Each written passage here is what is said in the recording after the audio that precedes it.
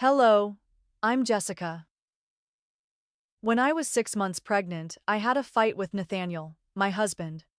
To make up, he woke up early to prepare a plate of pancakes. But that morning, the sound of the neighbor's lawnmower tore through my sleep. The acrid smell of something burning hit my nose from the kitchen.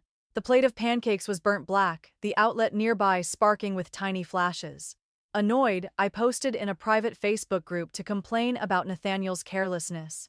The comments that came back chilled me to the bone. Before I go on, when are you listening to this story? And where? Leave a comment below.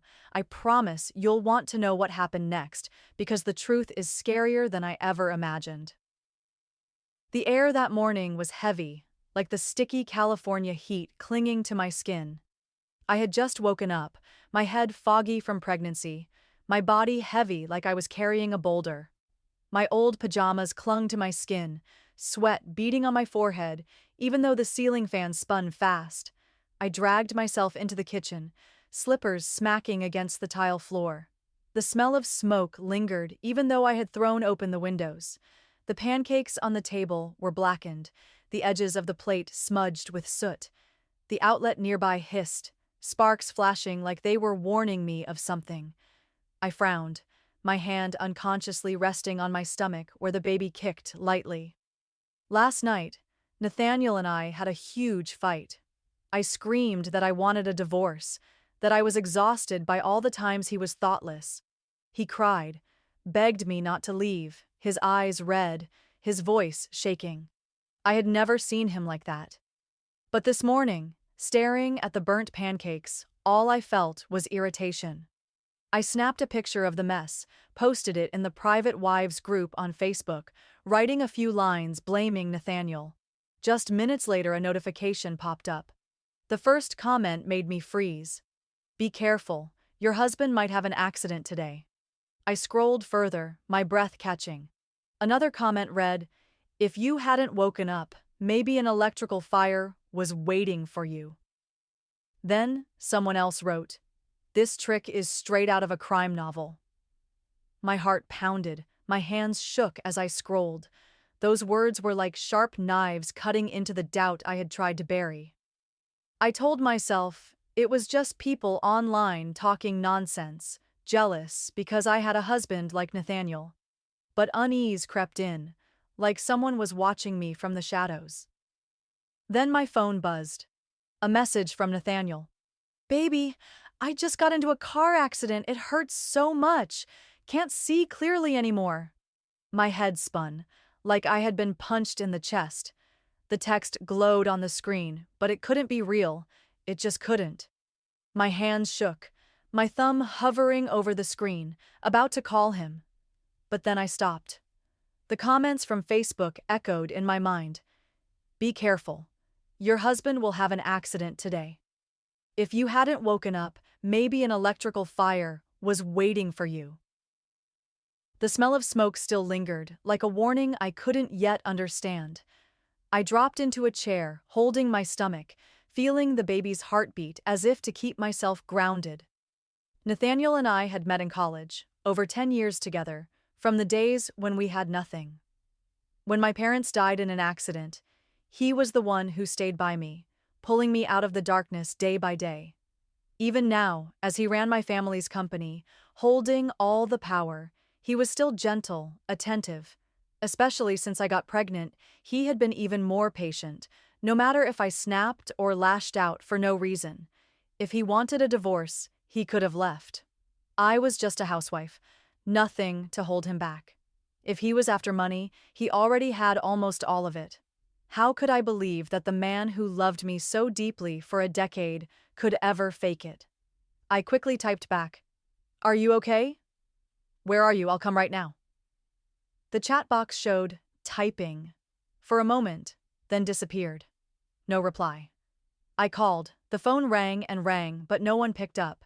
Fear surged over me like a giant wave, washing away every doubt. I wanted to ignore the cramps, run out the door to find him. But reason held me back. After a few minutes of battling myself, I called the police. My heart pounded as I explained about Nathaniel's text. They asked about his usual commute. The officer's voice dropped when he told me there had just been a car accident on that route. A personal car speeding nearly 120 miles per hour, the driver drunk. The other car, almost completely crushed her. Survival. Chances very low. Tears spilled down my face, unstoppable. Even in pain, Nathaniel still tried to text me, and I had doubted him. The image of him covered in blood, lying still in the wreckage, haunted me. Guilt pressed heavy, like a boulder on my chest. My stomach clenched, my body trembling. I hurried to call Ashley, my best friend, who worked at a nearby hospital. She confirmed that a traffic accident patient had been brought in that morning, but she didn't know if it was Nathaniel. I called an Uber, rushed to the hospital, still clutching my belly, tears blurring my vision. When I saw Ashley, I broke down, sobbing, clinging to her. Ashley, I'm so scared. Scared this is the last time I'll see him. My voice cracked, choking. He's always taken care of me. I don't think I'll ever meet anyone like him again. When my parents died, he was there, pulling me up every day. Why does it have to be his turn now? Ashley hugged me, tried to comfort me, but my tears wouldn't stop. I feel like this is all my fault, I whispered, drained. She led me to the surgery ward, the red light still blazing. I sat curled up on the hospital chair, eyes fixed on the glowing red above the operating room, my heart thudding like it would burst. Every second that passed was like a knife cutting into my fragile hope. As I prayed over and over, begging for a miracle to keep him here with me. It felt as if God had heard my prayer. The door of the operating room swung open, but the nurse who stepped out had a furrowed brow, her eyes full of worry. My heart seemed to stop. I staggered to my feet, my legs trembling, my voice breaking. Nurse, the patient inside. I moved closer, everything slowing down. She gave a slight shake of her head, her voice low and sorrowful.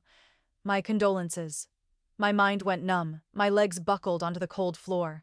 The cry stuck in my throat. No, this couldn't be. Nathaniel couldn't be gone just like that. But then, a voice rose behind me, so familiar it hurt. Jessica! I spun around, stunned. Nathaniel stood there, very much alive, his shirt a little wrinkled, hair messy, but his eyes shining just like always. How did you know I was at the hospital? He stepped closer, worry written all over his face. Why are you sitting on the floor? Why did you come all the way here? I blinked, my head spinning, as if the ground beneath me was giving way. He was alive? Then who was inside that operating room? Nathaniel knelt down, helping me up, his hand warm yet making me shiver. I just picked up some medicine and was about to head home. Sorry I didn't text back. You must have been worried sick, right? His voice was gentle, full of regret, but something felt off. I gripped his sleeve, my fingers shaking. Are you really okay? He smiled, handing me a medical file. I snatched it, eyes scanning the words. Mild concussion. Nathaniel pulled me into his arms, his breath brushing my ear. This morning I got out of the car to grab breakfast and was hit by a delivery truck. It hurt so bad I texted you and then passed out. Sorry for making you worry. I nodded, but in my mind, those Facebook comments came rushing back, sharp as knives. Don't worry. His accident won't be too severe or too mild, just enough to surprise but not cause lasting harm, and plenty of witnesses too. Involving only 2 or 3 people but not attracting a crowd, that's the perfect setup. Everything matched in a terrifying way. The police had said there was only one accident on that road today. Nathaniel stood here, alive, with exactly the not too severe, not too mild injury. I pressed my lips together, trying to keep my voice steady. Where's the person who hit you? Nathaniel hesitated briefly, his eyes flickering past me before softening again. Just a delivery guy. He had no money, so I didn't press charges. He even brought me to the hospital. Didn't run off. I let it go, to avoid the hassle. He squeezed my hand, tugging gently. "Let's go home." But I pulled my hand back, saying I needed to say goodbye to a friend first. I walked over to Ashley and whispered in her ear, "Check the hospital's surveillance from this morning. See if it was really an older delivery man who brought Nathaniel in." Ashley frowned, her gaze shifting between me and Nathaniel, but she nodded. I turned back, took his hand, and forced a smile. "Let's go home." Inside, my mind was in chaos. Those comments online weren't just random words. They were too precise, as if written by someone who already knew everything. But what chilled me most was Nathaniel's sentence. "This morning, I got out of the car to grab breakfast. I had known him for more than 10 years. Nathaniel never ate breakfast. Not once. He always said breakfast made him lose focus, that a cup of coffee was all he needed. So why was he lying today?" Ashley quickly sent me the results. It's true, an older delivery man brought Nathaniel to the hospital, but because of confidentiality rules, I could only send a few photos. She added a teasing message. "You two get along so well? Why are you suddenly suspecting him of cheating?" She also attached a chat with Nathaniel's doctor. "Don't worry, I checked carefully, there's no issue." I looked at the grainy photos, an elderly man supporting Nathaniel into the emergency room, but my heart still wavered, as if I were standing before a secret I didn't dare uncover. Staring at those pictures she sent, doubt began to creep in. Had I wronged Nathaniel with my suspicions? Was it possible that day he just suddenly wanted breakfast? But then, a sharp pain surged from my stomach. I braced against the wall, cold sweat breaking out, my vision fading. "Jessica!" Nathaniel's voice rang out, filled with raw pain, nothing false about it. But before I could answer, everything went black. When I opened my eyes, the sharp smell of disinfectant hit me.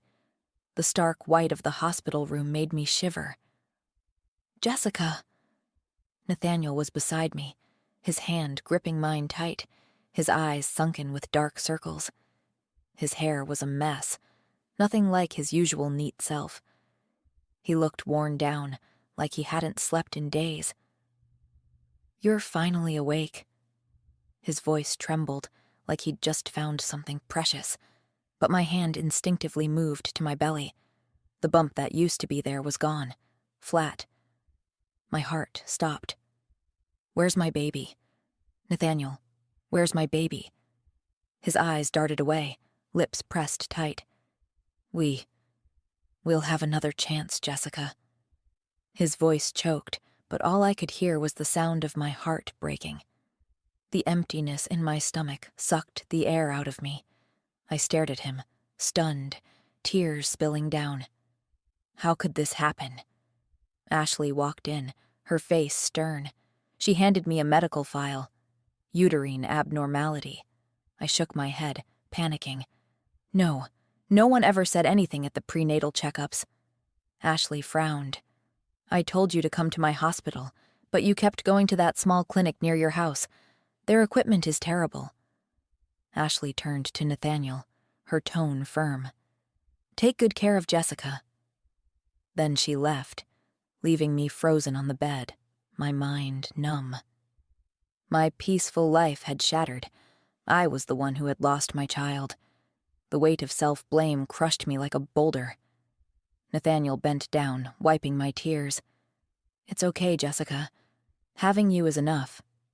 Children, they don't matter." But my tears kept falling, unstoppable. The stench of disinfectant made me sick. All I wanted was to go home. Nathaniel agreed, not forcing me to hire help. "I know you don't like strangers in the house," he said gently, just like always. But I had become a shadow, quiet, numb. Each day that passed, I doubted everything. One day, while Nathaniel was in an online meeting, a strange instinct pushed me. I slipped into the garage, opened his car door.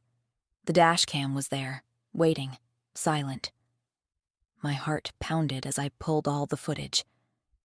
That night, in the bathroom, I sat curled up on the floor, watching each video. The glow from the phone lit my face coldly. My lips moved, but no smile came. My eyes burned, and no deep breath could ease it. The footage was clear. Nathaniel pulled over, but not to buy breakfast. An older man approached, said something. Nathaniel nodded, then deliberately stepped into the road, right in front of a delivery truck. The impact was light. He fell, but never lost consciousness. He stood up by himself, exchanged words with the man, then both of them got in the car to the hospital. So, that was it. That's what happened? Nathaniel had staged everything. Those Facebook comments weren't random. Nathaniel had planned it all. But why? For money? For someone else? Or because of the child I just lost? I wrapped my arms around my belly, now only empty. I didn't know what to believe anymore. "Honey, why are you in there so long?" Nathaniel's voice came from outside the bathroom door, gentle but ice cold. His shadow blurred on the frosted glass, like a monster wearing the skin of a perfect husband. "How's your stomach?" I bit my lip hard, my body trembling. I'm fine," I answered, forcing back my fear. "Coming out now." I flushed the toilet, wiped my face, hiding my swollen eyes. Nathaniel stood outside, the hallway light casting him half in shadow. "Are you okay?" His voice was soft, but I caught a sharp edge of scrutiny. He pulled me into his arms, his hand stroking the back of my neck, his deep voice rumbling against my ear. "We should see a therapist, okay? Seeing you like this, I'm really worried." I froze, my arms limp at my sides. A therapist? He wanted me to think I was crazy, that my suspicions were delusions, but I nodded, my voice small. "All right, but let's go to the clinic near home." I sat in the small clinic near my house, the air stifling even though the air conditioner hummed loudly. The psychologist, a middle-aged woman with sharp eyes, scribbled notes in her notebook. "Nathaniel, I'd like to speak to the doctor alone for a moment," I said, keeping my voice calm. Nathaniel nodded, not objecting, stepping outside, but his gaze slid over me as if he wanted to pierce through. I still felt an invisible stare, as though he were watching me from behind the door. At last, I received a prescription from the doctor. When the door opened, she looked at Nathaniel and sighed. Depression. Losing the baby has made her blame herself deeply. You need to take extra care of her. There are signs she might want to harm herself. Nathaniel stood in the hallway, hands in his pockets, his expression tense as he listened. "Make sure she takes her medication on time," she emphasized. He pressed his lips together, looking at me with worried tenderness, but all I felt was a chill. 3 days later, Nathaniel announced he had to leave on an unexpected business trip. "Take care of yourself, okay?" he said, his voice gentle but hurried. "Are you sure you don't want to hire help?" I pushed him toward the door, forcing a smile. "I want to be alone, in peace." "Go on." Just as I expected. The night after Nathaniel left, flames erupted. The house in the upscale neighborhood turned into a sea of fire. The fire alarm system, which should have blared, stayed eerily silent. The fire spread fast, swallowing everything in the dark. By the time neighbors noticed, it was too late. Nathaniel got the call, rushed back from the airport, only to find the charred remains. He screamed, trying to rush into the wreckage, but people held him back. "Don't go in. The house hasn't completely collapsed. You'll be buried alive." The second floor teetered. Beams snapped, the ceiling ready to fall. "Jessica!" Nathaniel's voice tore through the night, raw with agony. "Where are you? Don't leave me!" The crowd was moved. Some wiped their eyes. Neighbors whispered, "So tragic. I heard they were really in love. The fire was so big there won't be a body left. I heard she had depression, hadn't gone out in ages. Rain began to fall, heavy drops drenching Nathaniel as he sat dazed on the curb. Someone recorded it, posted it on TikTok with a mournful soundtrack. The video spread fast, drawing thousands of sympathetic comments about our love. The police, finding the antidepressant prescription and the ashes, suspected an accident or suicide.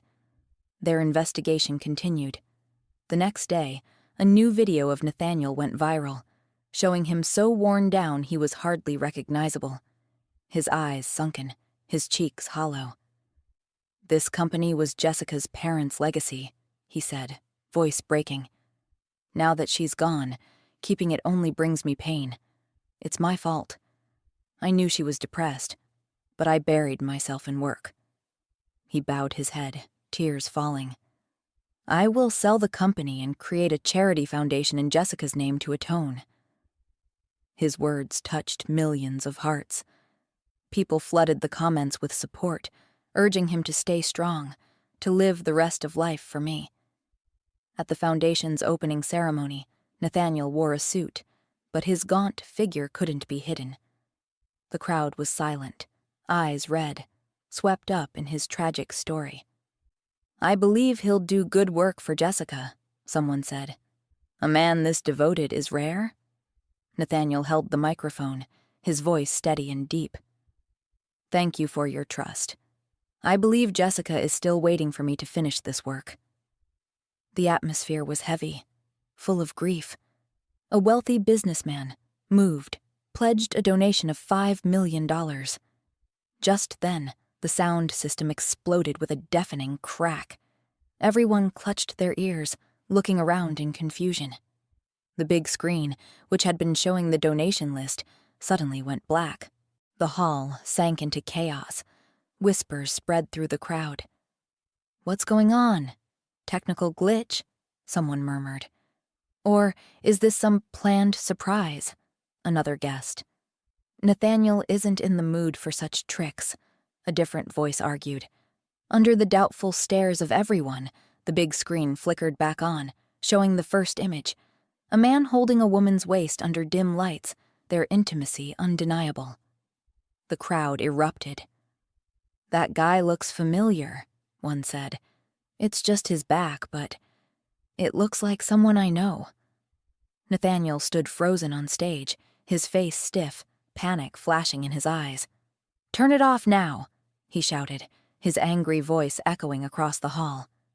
But the technician didn't move. The next image appeared, Nathaniel gently wiping a woman's lips in a restaurant, his gesture tender and indulgent. Even though her face was partially hidden by the angle, everyone could feel the affection. "What is this?" someone exclaimed. "That's not Jessica. I've seen her pictures." By now, Nathaniel wasn't shouting. He lunged straight for the control table, but a staff member blocked his way. "You?" Nathaniel glared, his face filled with disbelief. The technician's expression didn't change. "Sorry, Mr. Nathaniel." He gave no explanation. Nathaniel trembled, his fists clenched tight, eyes bloodshot. More photos flashed, each one clearer than the last, until the final image showed two people on a bed with white sheets. Gasps rippled through the crowd like breaking waves. At that moment, the doors burst open. Ashley walked in, white blazer, black dress, looking a little worn. Her eyes brimmed with sorrow and regret, though the careful traces of makeup were still visible. The light touch of cosmetics only made her seem more fragile, more pitiful. "Nathaniel, when I got your call, I came right away," she said, her voice full of regret. "I believe Jessica wouldn't want to see you drowning in grief forever." Nathaniel's eyes bulged, his face drained. Why are you here?" The crowd exploded. "That woman. She looks exactly like the one in the photos," someone shouted. All eyes turned from the screen to Ashley. "She was Jessica's best friend, almost like a sister," one of my friends explained to the confused onlookers. "But now it seems—" Ashley walked closer to Nathaniel, clearly unaware of what was unfolding. She had intended to appear, to pave her way into Nathaniel's charity circle later, but she had walked straight into this mess.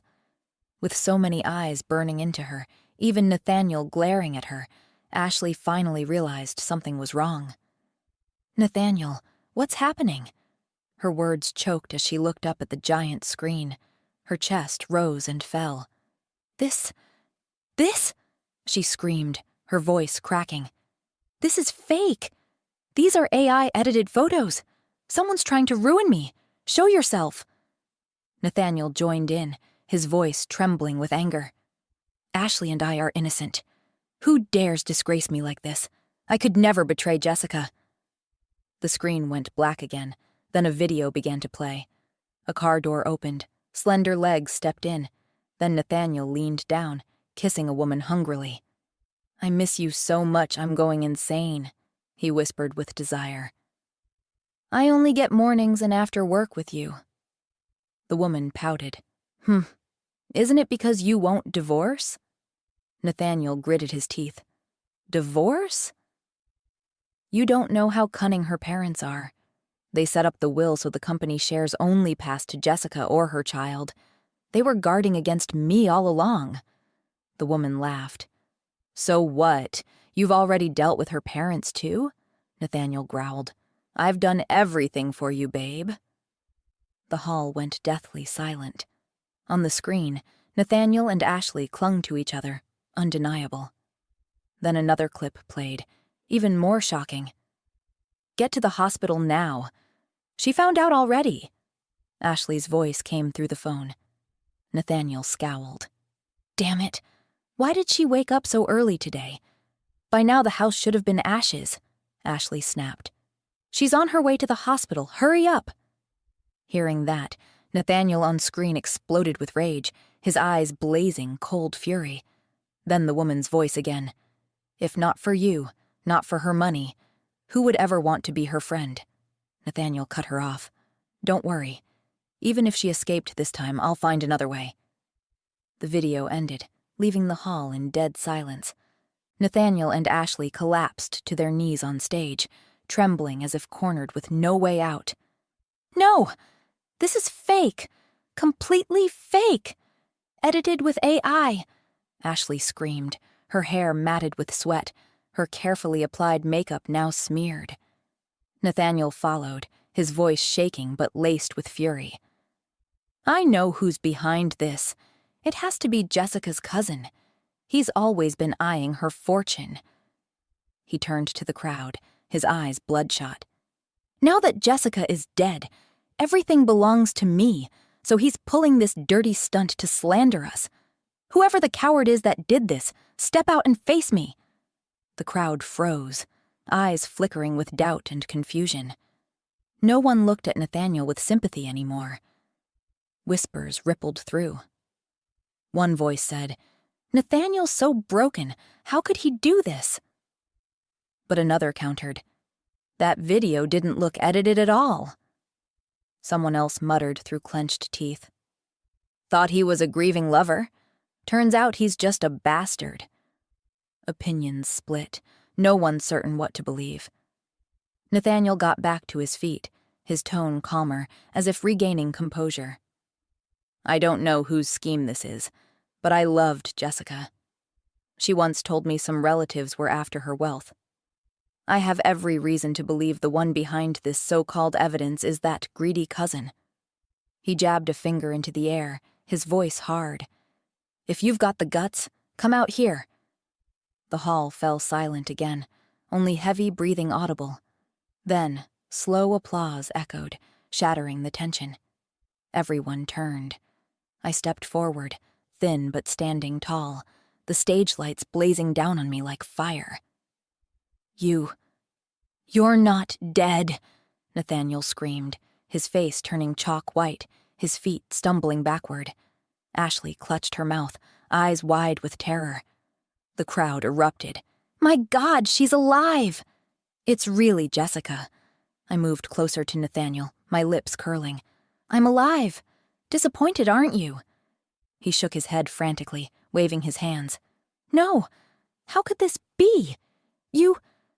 I'm just surprised. But the panic in his eyes betrayed him. I laughed, the sound swelling, tears spilling down my cheeks. Nathaniel, you really fooled me miserably. I stepped onto the stage, grabbed the microphone, my voice echoing through the hall. Ladies and gentlemen, the photos and videos you saw were real. My husband of 13 years, Nathaniel, cheated on me with my best friend, Ashley. They caused the death of my child, plotted to kill me to steal my fortune, and run away together. Ashley lunged toward the stage but was stopped by security. Nathaniel and I were first love. You bought him with money, she screamed. I looked at Ashley, thrashing coldly. Nathaniel and I are legally married. He pursued me. He never once mentioned this so-called first love of yours. I hurled a wooden box from the table toward her, the thud echoing sharply. Inside me, pain surged like a tide. Ashley had once been my roommate. When buying things, I always bought for two, for me and her, bringing her home, treating her like family. Yet she had deceived me from the beginning. She once told me to be independent, warned me not to be just a housewife, mocked me for being weak, dependent. But now, looking back, it's clear she's the one chained by love her whole life. I turned away from her, facing Nathaniel. What I never imagined, my voice trembled, was that my parents' deaths were tied to you and Ashley. I continued, my tone sharp as ice. In my darkest days, you swore you'd protect me, give me a future. I believed you, but every pain I suffered came from you. You came to me for money, staged my parents' accident, then pretended to love me to seize the company. Nathaniel staggered, his face ashen. Jessica, you're crazy. I didn't do anything. But his voice cracked, weak, unconvincing. I gestured, and the screen lit up again, playing an old recording. Nathaniel's voice whispered to Ashley. Her parents' accident was perfect. No one suspects a thing. Now we just wait for her to have the baby. Then the shares are ours. The crowd screamed, horrified. Ashley shrieked, "That's not me! It's fake!" But no one believed her anymore. At that moment, the police marched in, cuffing Nathaniel and Ashley. "No!" Nathaniel thrashed.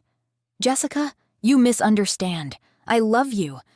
But his eyes were those of a man unmasked, no longer the husband I once loved. I had gathered every piece of evidence, from the dashcam footage restored at enormous cost to the photographs taken by a private investigator. A longtime driver of the family company, who had worked with my parents, provided the final piece. He witnessed Nathaniel tampering with the car that caused the accident killing my parents. Combined with the charge of attempting to murder me, Nathaniel and Ashley were sentenced to life in prison. Nathaniel's reputation online collapsed, and the donation money was reclaimed. I did not soften. Nathaniel's family had benefited from me for years, while he was the one who killed my parents. He had to pay the price, but what tightened my chest was the truth about the child I lost. After the appointment with the psychologist, I checked my health with a doctor I trusted. "Your uterus is completely normal," he said, his eyes grave. The investigation later revealed that the LED skin therapy lamp Ashley had given me had been altered, emitting harmful UV rays that caused the miscarriage. Ironically, Nathaniel knew nothing about Ashley's scheme. He had wanted me gone in the house fire with our child, but once I miscarried, he quickly changed his plan, using my depression as a convenient excuse. My suspicion grew after watching the dash cam. I started noticing every little thing. Nathaniel suddenly became obsessed with the microwave at home, a strange detail. When he was away on a trip, I called a technician to check. They discovered he had rigged it with a remote trigger. At night, it would run at maximum power, sparking fire, ensuring I would disappear quietly in my sleep. I shuddered, imagining the flames devouring me the way they had consumed the house. When I had seen through Nathaniel's entire plan, I had already left earlier, slipping away into the night, watching everything unfold from the shadows. Luckily, my parents had prepared. Though Nathaniel held outward control of the company, many veteran employees remained loyal to my family. They helped me gather evidence, positioned people at the charity event, where Nathaniel had planned to use the foundation as a fraud. His plan collapsed like the very fire he had lit. The photos exposing Ashley came from one of her alternate accounts, which I traced thanks to years of knowing her habits. I once thought of her as a sister, but now I saw only a traitor. 2 years later, I walked into the headquarters of my family's company, California sunlight streaming through the glass, warm like my parents' embrace. Though I had been away from business for a long time, the lessons from my parents and my university studies helped me find my rhythm again. I stood before the family portrait in the office and smiled. "I did it," I whispered. The company, my parents' legacy, was back where it belonged. I ran it with pride, using its profits to expand the charity foundation and support those betrayed like me. Every evening, I opened my laptop and read stories from the support group. "Thank you, Jessica. Your story gave me courage," one message read. I smiled, my fingers gliding across the screen. I was no longer the shadow of myself. Nathaniel and Ashley were only the past. I touched my stomach, where my child had once been, and drew a deep breath. "Mama has taken back justice," I said. "We are free now, and I will live well. For you, for my parents, and for myself." The night breeze drifted in, carrying relief. I no longer feared dreams of fire or the sound of Nathaniel screaming my name. I had won, not just over him, but over the pain in my heart. And I knew my journey had inspired others. I am Jessica, the survivor, the one reborn from ashes. Have you ever lost everything yet still risen again? Tell your story. I am here, listening.